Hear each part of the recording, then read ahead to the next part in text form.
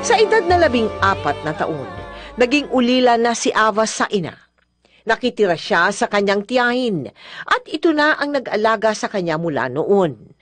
Patuloy pa rin ang pagsustento ni Bong sa kanila pero hindi na ito nakalalabas tuwing Kapaskuhan at hindi na rin nakakadalo sa mga mahalagang okasyon sa buhay ni Ava.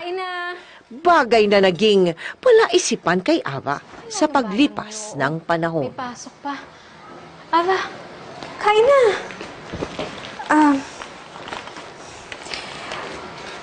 Sustento pala ng papa mo para sa eskwela mo.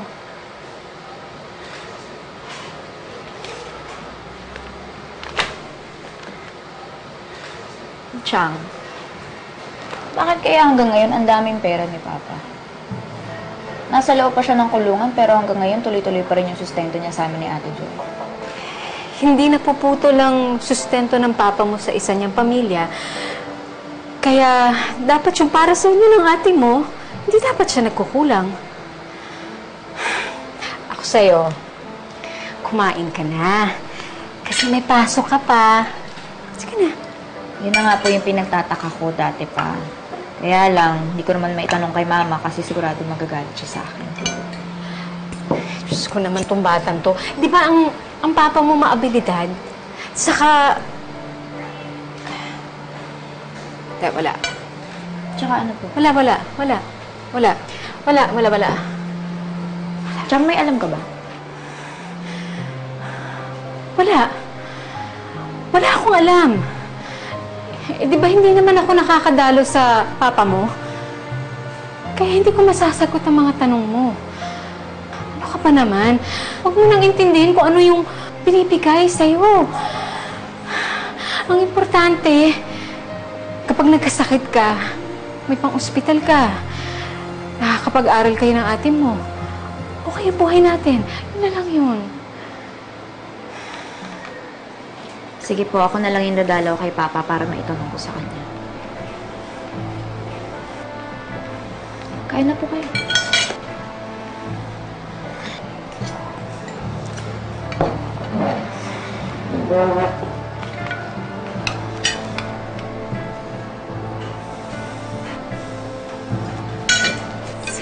Kain ka na. Sir, handa mo na yung pera nyo, ha? Kompleto na to. Sige. Oh, meron na ba kayo? Gusto nyo, meron muna kayo. Tama ba timbang nito? Pa, Okay. Uy! Anak! Kamusta? Hindi naman linggo, ha? Bakit nandito ka? nalimutan niyo po yatang VIP kayo dito. Oo? Di po ba kahit anong oras o araw, pwede naman kami dumalaw sa'yo? Oo nga, oo nga. Oh, anong sabi ng tiyang mo doon sa padala kong pera? Natanggap mo na ba? Oy, sige. Anak! Ano to? Anak? Wala yan. Bakit ang daming pera? Bakit may barel pa? Proteksyon ko yan dito. Saan? Sa special treatment na nai-enjoy nyo? Ano, binabayaran nyo yung warden para makapagpasok kayo ng baril dito? Para hanggang ngayon makagawa kayo ng masama kahit nasa loob na kayo ng Muntinlupa? Anak, hindi mo naman naiintindihan ang mundo ko dito eh. Ay, hindi. Intinding-intindi ko pa. Kailangan mo ng proteksyon para makapagbenta o makapagtulak ka ng droga. At ang masama nun, hindi ka na nagtutulak.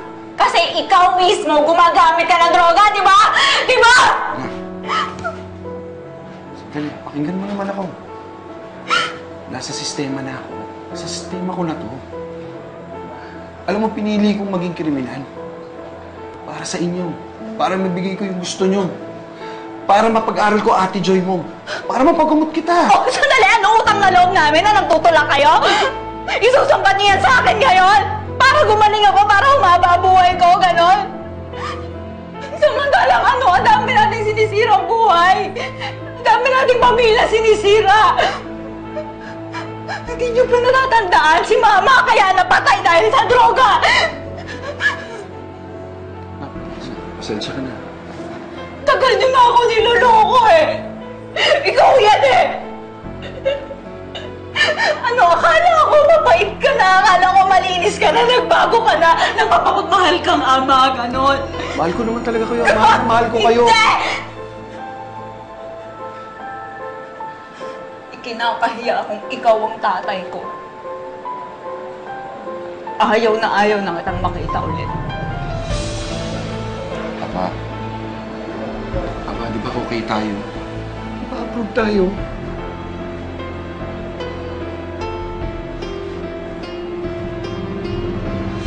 Kayang-kaya ko ulit pagdaanan ng mawala ng magulang.